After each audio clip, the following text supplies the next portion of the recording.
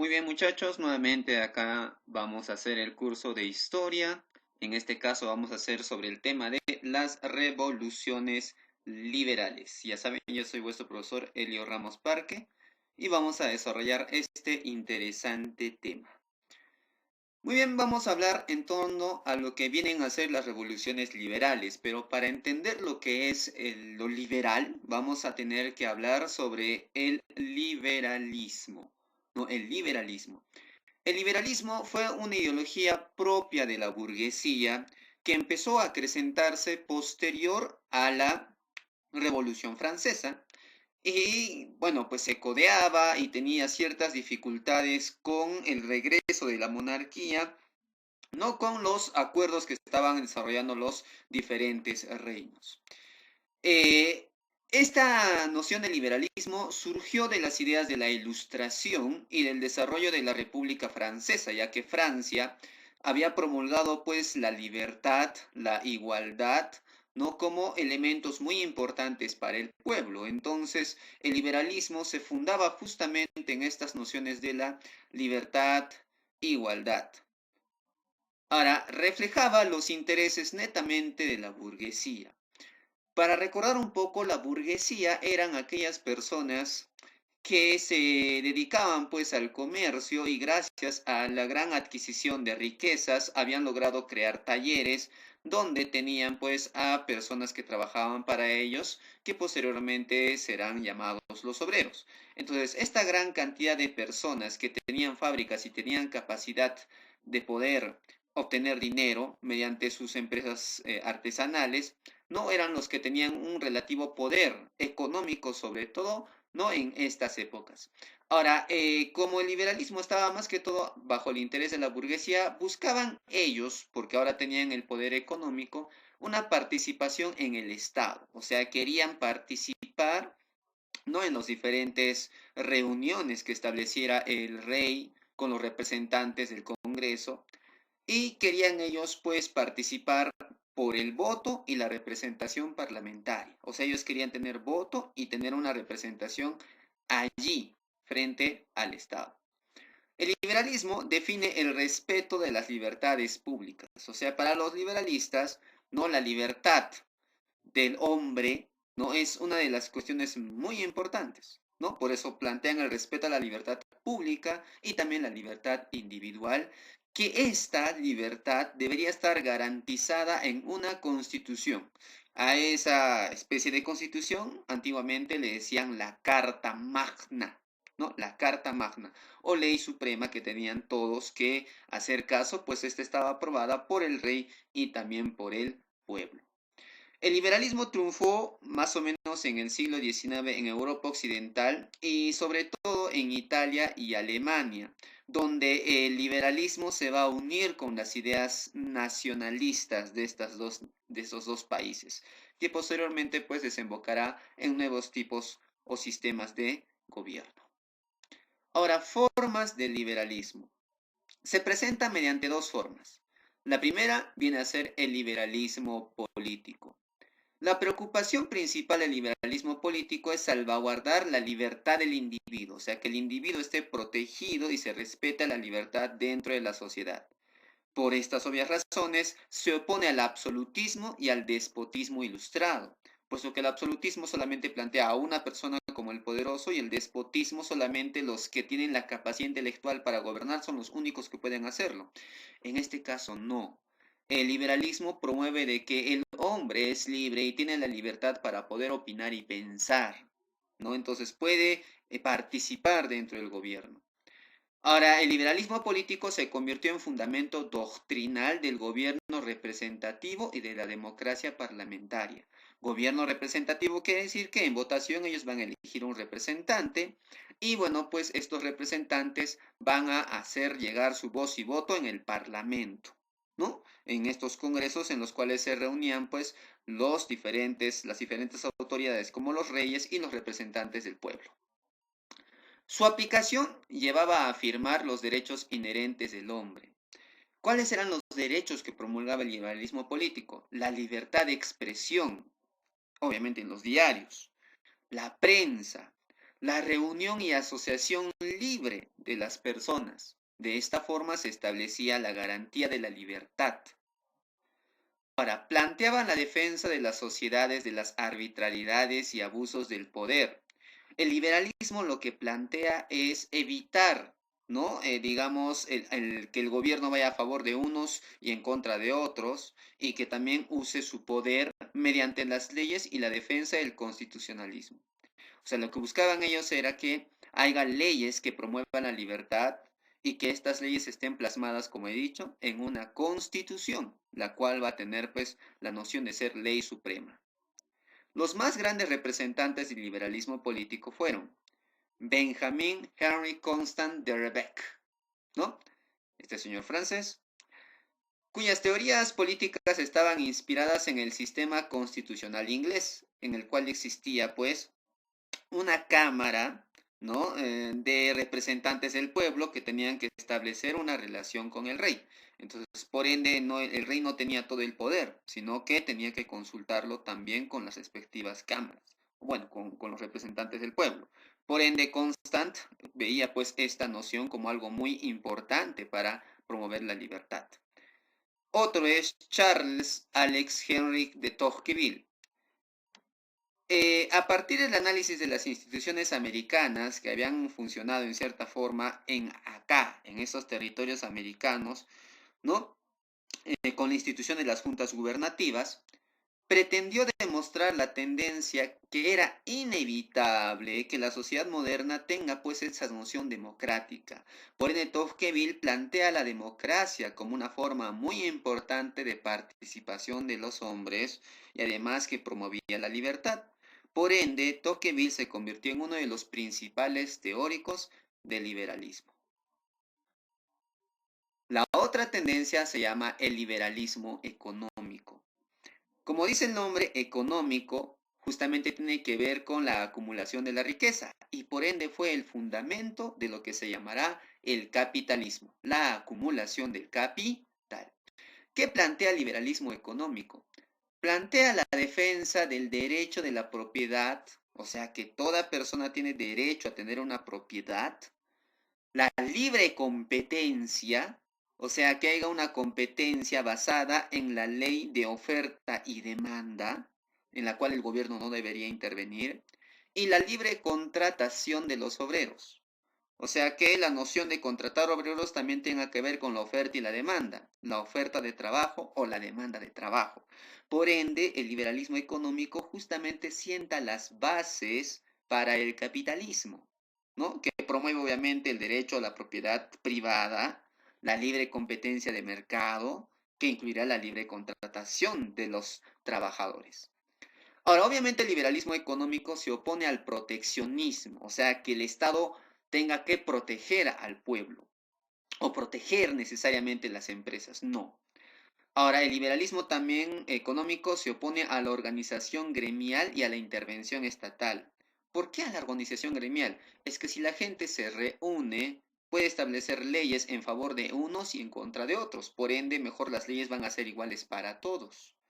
Y la intervención estatal, porque el Estado no debe meterse en el libre juego de la oferta y la demanda, porque eso es una cuestión económica, ¿ya? Y no tiene que ver nada con la noción del Estado. Ahora plantea de que el Estado debe encargarse de mantener el orden. Eso sí, lo que debe encargarse el Estado es el orden, proteger los derechos de las personas, o sea, proteger los derechos individuales y velar por la seguridad exterior, o sea, velar por la frontera, porque dentro de los países están las riquezas, están las empresas, están las fábricas, entonces debe protegerse, ¿no? La seguridad de estas empresas y también proteger los derechos de las personas porque ellos son la mano de obra que va a generar producción, ¿no? Entonces, todo este aspecto va a estar dentro del liberalismo económico. Los representantes, ¿no? De esto van a tener, pues, más que todo una representación en Gran Bretaña, ¿no? Va a tener tinte económico. Y esto va a ser producto, pues, gracias a la gran transformación económica que se empezó a dar gracias a la revolución industrial. La revolución industrial va a ser muy importante para la creación del capital y el mejoramiento de los lugares artesanales o las empresas artesanales en fábricas, ¿no? Entonces, dentro de estos representantes importantes está Adam Smith, ¿no? Su obra, sobre todo, tiene que ver con la investigación sobre la naturaleza y la causa de la riqueza de las naciones, o sea, cómo las naciones generan riqueza. Y bueno, pues debido a estas investigaciones muy importantes y el aporte a la economía, le ha valido la consideración de convertirse en el fundador de la economía clásica. Por eso Adam Smith es conocido como el padre de la economía clásica. Adam Smith desarrolla los conceptos, por ejemplo, de la división del trabajo, ¿no? Que el trabajo debe estar dividido por diferentes sectores. La libertad económica justamente promueve la libre competencia de mercado. Además, establece la diferencia entre el valor de uso y el valor de cambio. El valor de uso es el valor que le damos a algo por el uso que le vamos a dar. Y el valor de cambio tiene que ver el precio de un producto y este precio implicaría el costo de producción más el tiempo de trabajo que ha hecho el obrero para producir algo. Por eso es que las cosas cuestan. Entonces hay una clara distinción entre un valor de uso y un valor de cambio. El valor de uso es muy diferente al valor de cambio, o conocido comúnmente como precio. Entonces, el que establece estos términos muy económicos, se han dado cuenta, es pues Adam Smith. Otro importante teórico del liberalismo económico es Thomas Robert Malthus. Thomas Robert Malthus, desde el punto de la demografía, promueve la limitación de los nacimientos mediante la obtención o el retraso del matrimonio. ¿Cómo es esto, profesor? La limitación de los nacimientos. Es que para Thomas Malthus, el problema de las naciones era la cantidad de personas que tenían. Y el problema de esa cantidad era el problema de que muchas de las familias pobres tenían un exceso de hijos. Y al tener un exceso de hijos, esto aumentaba la cantidad de pobreza, puesto que el trabajador pobre no podría tener para poder mantener a más hijos, generando mayor pobreza. Entonces Tomás Malthus, ¿no? Como una forma de estrategia para mejorar la economía de las naciones, promueve la abstención de hijos o el retraso del matrimonio para que no haya hijos. Por ende, a la disminución de cantidad de hijos por familias pobres, pensaba él que iba a solucionar los problemas de la pobreza en las diferentes naciones, ¿no? Adam Smith desde un punto de vista más económico y Thomas Malthus desde un punto de vista más demográfico. Muy bien, continuamos entonces. Ahora vayamos a hablar específicamente de las revoluciones liberales, basándonos en todos los aspectos que hemos hablado, como la libertad del individuo, la libertad de la propiedad, la libertad de la producción, la igualdad de derechos. Justamente van a darse dos revoluciones liberales muy importantes en Europa. La primera se llama la Revolución Liberal de 1830, que va a tener una serie de hechos interesantes para sentar las bases posteriormente con una futura revolución y generará definitivamente la absolución de la monarquía y la creación de las repúblicas. Generalmente estas surgieron en Francia. En Francia hubo un gobernante llamado Carlos X que gobernó entre 1824 hasta 1830, cuando va a terminar todo esto, y asume el trono a la muerte de su hermano Luis XVIII, que murió el 16 de septiembre de 1824. Su reinado estuvo dominado por tendencias ultrarrealistas o partidarios de la monarquía absoluta. O sea, buscaban pues un tipo de sistema absolutista. Dirigió toda su política a la destrucción de cualquier señal de constitucionalismo. Él estaba en contra de la constitución, o sea, no quería un parlamento, por ende buscaba un gobierno de monarquía absoluta. Y su mano derecha fue Armando de Polignac. Este señor impuso su gobierno de extrema derecha y estaba en contra de toda noción liberal y sobre todo de la creación de una constitución que avale al pueblo mediante el parlamento. Es por eso que el rey llegó a decir que prefería partir la leña a ser rey en las condiciones de la monarquía inglesa, que como les mencioné, la monarquía inglesa pues tenía un sistema constitucional. Entonces él no quería eso, quería pues tener un gobierno absoluto. En 1830 la situación social era una situación social muy interesante.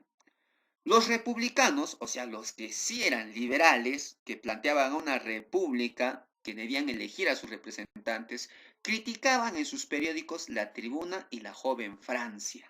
¿No? Ellos promovían la noción del liberalismo por ahí. En cambio, los monárquicos moderados, o sea, los que estaban a favor del rey Carlos X, que era Talleyrand, Carrel, Mignet y Thiers, ¿no? Que más o menos querían pues una especie de monarquía inglesa, pero con el poder más que todo del rey, ellos redactaban en el periódico El Nacional, ¿no? Por ende había dos tendencias, una tendencia liberal y otra tendencia constitucional inglesa, pero con mayoría de apoyo al rey, ¿no? Entonces habían esos dos rubros. El rey Carlos X convocó a las cámaras en un discurso, amenazó en la reunión de las cámaras a los miembros de la oposición. Decía pues que estaban en contra del rey. En respuesta, los de la oposición proclamaban el derecho de los franceses a discutir sobre los intereses públicos. Claro, porque era un derecho hablar sobre asuntos públicos, eso decía la oposición. Además, acusaron al rey de violar abiertamente la Carta Magna, o sea, de ir en contra de la constitución establecida gracias a las revoluciones anteriores, como la Revolución Francesa y la lucha contra Napoleón. Entonces, por ende, acusaron al rey de estar yendo en contra de la constitución. En respuesta, Polignac, que sabemos que era la mano derecha de Carlos X, hizo disolver la Cámara y fijó elecciones para la Cámara de Representantes en julio. Nuevas elecciones, planteó Polignac. Obviamente esto generó pues cierto tipo de problemas, ¿no? El rey depuró a los ministerios, censuró los periódicos como La Tribuna y La Joven Francia, hizo intervenir inclusive las iglesias católicas, o sea, el clero, mediante diferentes ordenanzas, como la ordenanza de Saint-Cloud y la ordenanza de Julio, en la cual pues abiertamente el rey estaba yendo en contra del pueblo, ¿no? Es así que se llamó a las elecciones en julio y esta campaña electoral fue muy activa y la oposición, pese a que tuvo dificultades, alcanzó un triunfo sin precedentes. 274 de sus candidatos fueron elegidos para la Cámara y tenían la representatividad ante el rey. El estallido. El estallido de la Revolución de 1830 fue que los periodistas firmaron el 26 de julio una proclama redactada por Thiers, ¿no? Thiers, que estaba a favor del constitucionalismo, ¿no? Pero de una forma muy especial. ¿Y qué plantearon? Publicarían en sus periódicos sin pedir autorización, pues el gobierno había perdido el carácter de legalidad que permite aspirar a lo obedecido. O sea, Thiers planteaba de que el rey no podía callar, ¿no?, la voz del pueblo, puesto que había perdido su legitimidad. Es así que obreros, tipógrafos y estudiantes organizaron una manifestación popular para tomar las calles de Francia. Y a ellos, ¿no?, se le unieron pues los diferentes barrios populares y levantaron barricadas en las avenidas principales de Francia.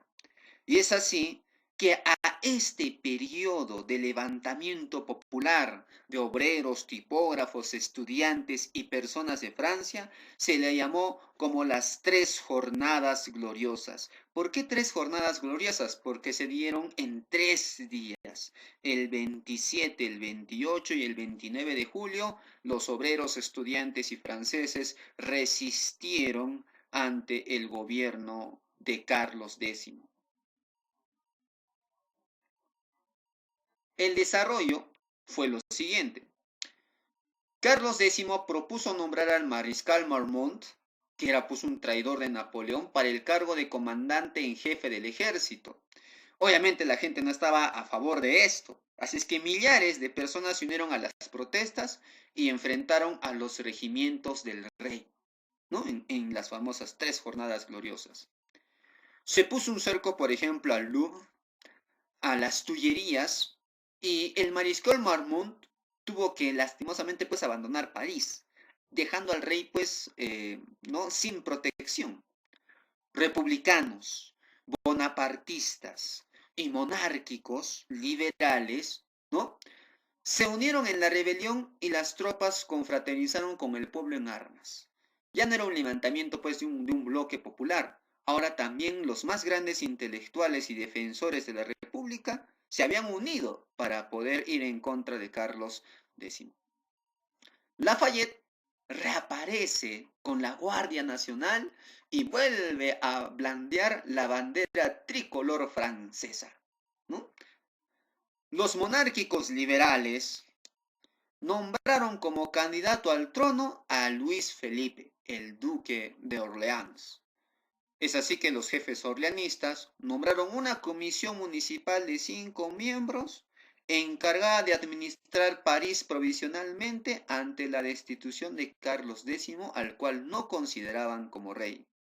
Es así que organizaron el 31 de julio una gran manifestación, en la cual se condujo a Luis Felipe, el duque de Orleans, desde su residencia del Palais Royal hasta el Hotel de Ville, acompañado de Lafayette. Obviamente esta imagen va a implicar pues el triunfo, ¿no?, de los que estaban en oposición al gobierno de Carlos X. Al final Carlos X abdicó en favor de su nieto, el duque de Bordeaux, y pidió a Luis Felipe que asegurase la regencia. Pero bueno, temiendo que el pueblo marche a su refugio en Rambouillet, Carlos X huye a Inglaterra y deja vacante al trono. Ante el trono vacante y ante no aceptar al duque de Bordeaux como nuevo rey, las cámaras ofrecieron el 3 de agosto de 1830 a Luis Felipe el título del rey. ¿A condición de qué? De que aceptase una revisión de la Carta Magna o Constitución y de que prestase juramento ante las cámaras representativas del pueblo. Es así que Luis Felipe asumió el poder y se convirtió en Luis Felipe I por la gracia de Dios y la voluntad del pueblo el 9 de agosto de 1830 y será conocido como el rey burgués, o sea, un rey a favor de la burguesía y obviamente un rey que estaba manejado por la tendencia liberal. Consecuencias de la Revolución Liberal de 1830. La Carta Magna fue corregida y se suprimió el preámbulo, o sea, la primera parte, la introducción, de modo que el rey ya no podía dictar ordenanzas salvo para hacer cumplir la ley. O sea, el rey ya no podía establecer ordenanzas a su libre albedrío, a lo que él quisiera, no. Ahora, pues las ordenanzas tendrían que ser, ¿no?, coordinadas con las cámaras, a menos que esa ordenanza sea pues para que el pueblo cumpla la ley, ¿no? Para eso se estableció. Se abolieron el doble voto y la censura. ¿Por qué doble voto? Es que antes pues los señores de la monarquía podían votar 2 veces y podían censurar a alguien, ¿no?, por estar hablando en oposición a los intereses del reino. Entonces por ende se abolió esos 2 tipos de cosas y se propuso solamente un solo voto por representante. Ahora, la iniciativa de las leyes se dividía entre el rey y las 2 cámaras, libres para elegir a su presidente. Ahora, podían elegir a un presidente dentro de las cámaras que pueda representar, pues, ¿no?, a la constitucionalidad. Se suprimió la declaración de la religión del Estado para el catolicismo, puesto que se buscaba que la religión también sea libre, ¿no? Eso buscaban, pues. Ahora, la aristocracia perdió totalmente su papel. O sea, los grandes señores que tenían familias de abolengo real perdieron su papel y pasó a ser ocupado pues por el nuevo poder, que era la burguesía. Los que tenían el dinero ahora eran los más poderosos. Se dio la proliferación de partidos políticos, aparecieron diferentes partidos políticos, tanto de derecha como de izquierda, para poder establecer pues una mejor democracia. Y se produjo la expansión de una ola revolucionaria por toda Europa. O sea, esta revolución liberal de 1830 promovió que en otras partes del mundo también empiecen a levantarse frente a sus monarquías. La trascendencia se dio en Bélgica. Bélgica formaba parte de los Países Bajos y había sido creado en el Congreso de Viena, ¿no? nos recordamos el Congreso de Viena, donde se reunieron importantes personajes de Europa, y estaba bajo el dominio de Holanda y el príncipe Guillermo de Orange.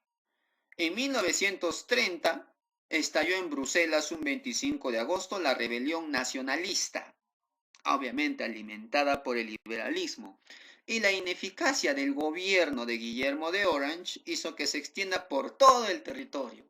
Así es que esta revolución nacionalista hizo pues que las tropas holandesas fueran expulsados por los belgas de sus territorios y de esta forma estaban declarándose como independientes. Se estableció un gobierno provisional, ¿no? Un 4 de octubre, y se declaró la independencia de Bélgica, la cual pues se generó una convocatoria para la llamada a un Congreso Nacional.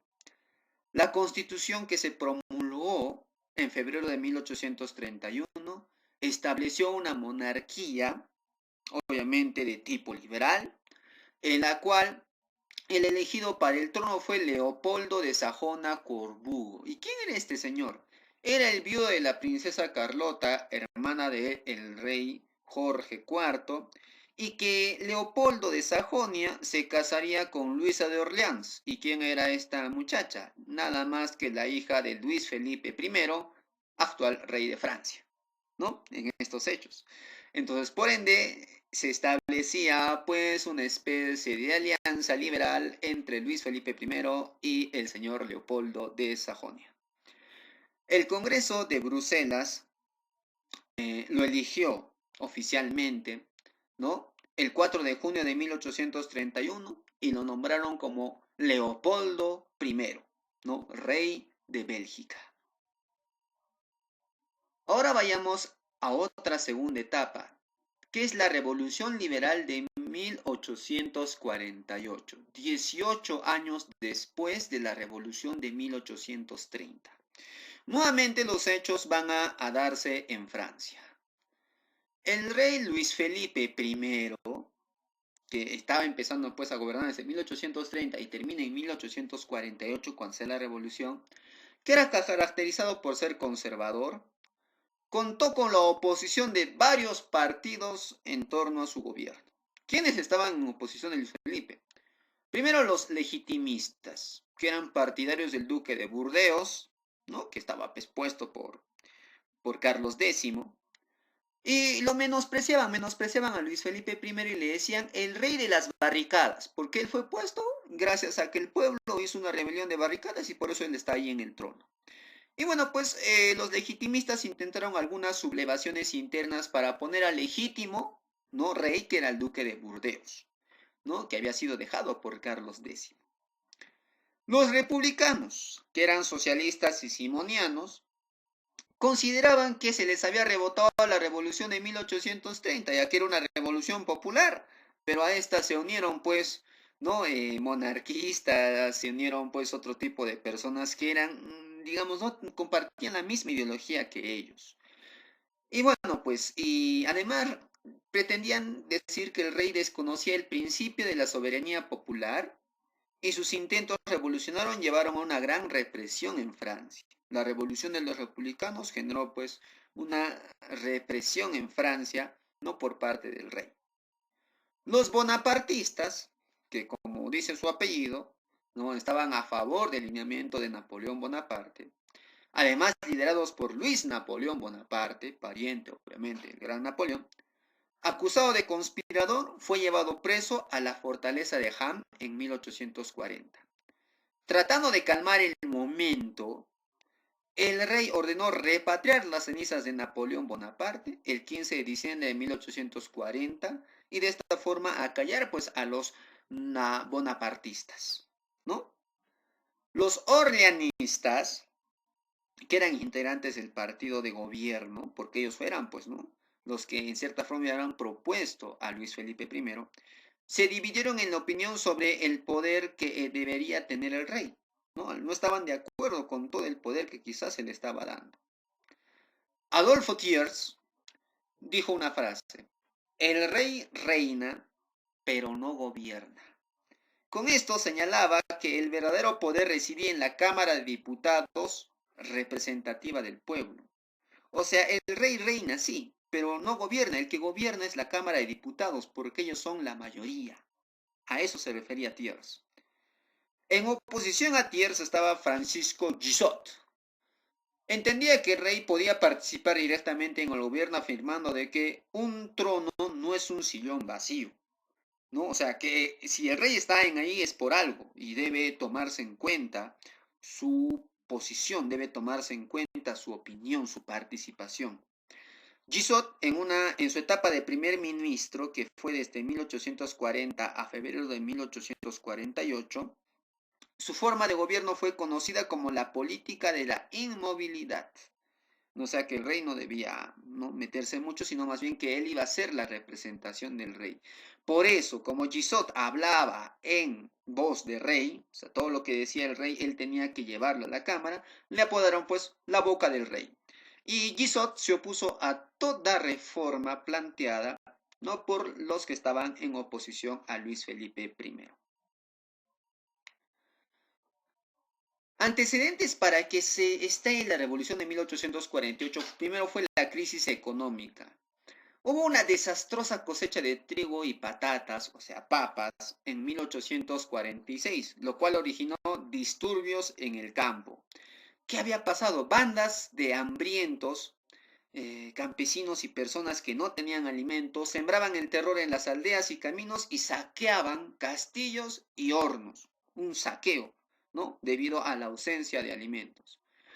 También la gran subida de precios afectó a todas las clases sociales, aumentando más aún la crisis, generó despidos, ¿no? de algunos trabajadores de las fábricas artesanas y el desempleo en la industria, ya que de nada servía producir si es que no había el dinero para comprar.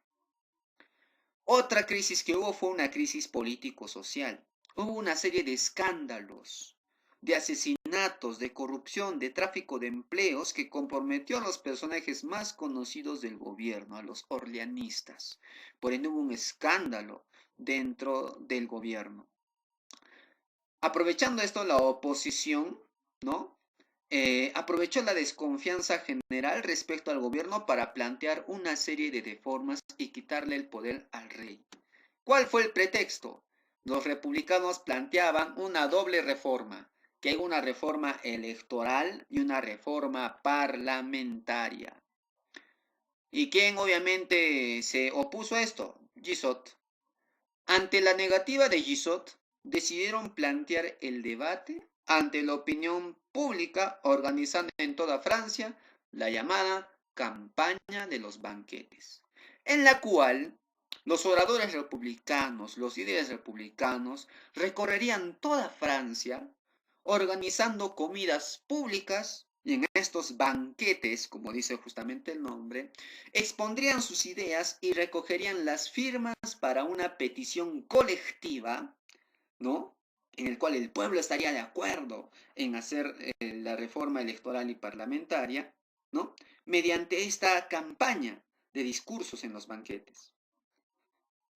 El estallido de la Revolución de 1848 se dio por lo siguiente.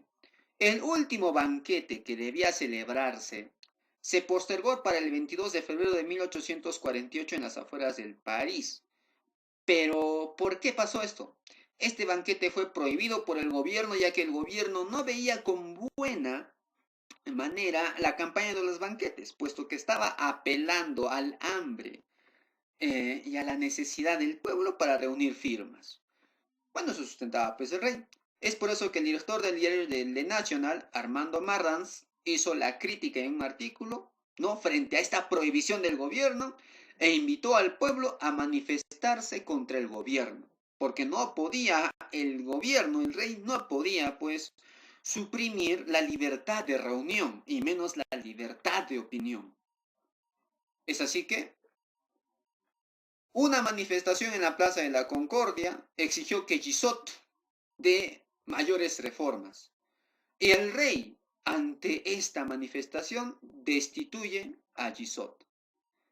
Frente a la destitución de Guizot, la multitud celebraba la victoria, el pueblo estaba celebrando, pero apareció un regimiento real, los soldados a favor del rey, el cual terminó en un enfrentamiento entre el pueblo contra el ejército del rey, ¿no? Dando pues obviamente muertes lamentosas.